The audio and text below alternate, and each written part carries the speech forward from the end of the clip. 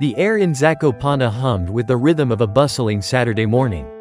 Tourists strolled along the Krupauki, the main street lined with souvenir shops and cafes, while locals hurried about their day.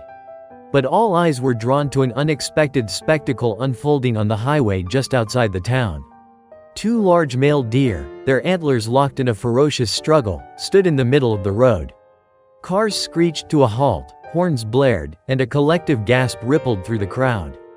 The deer, oblivious to the human drama unfolding around them, focused solely on their battle for dominance. The fight was a whirlwind of thrashing antlers, powerful kicks, and snorts of rage. The deer were magnificent creatures, their bodies sleek and powerful, their eyes burning with primal intensity. Yet, there was a strange sadness in their struggle, a sense of desperation that resonated with the watching crowd. The source of this fight was no mystery. The Tatra National Park, with its dense forests teeming with wildlife, was a stone's throw away. Occasionally, a deer or wild boar would venture into the town, a reminder of the untamed wilderness that surrounded them.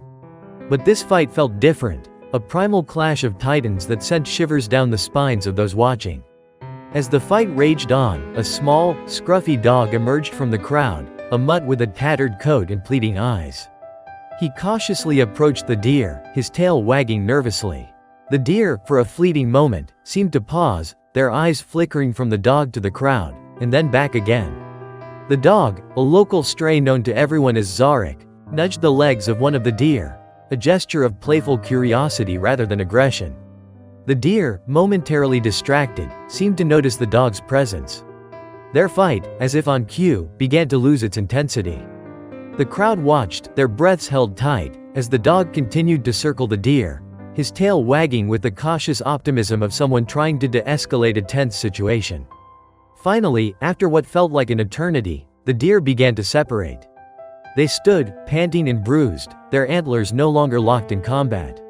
Then, with a final, almost hesitant glance at each other, they turned and lumbered back towards the forest, disappearing into the dense green foliage. The crowd erupted in cheers and applause. Zarek, the unlikely peacemaker, barked happily, his tail wagging furiously.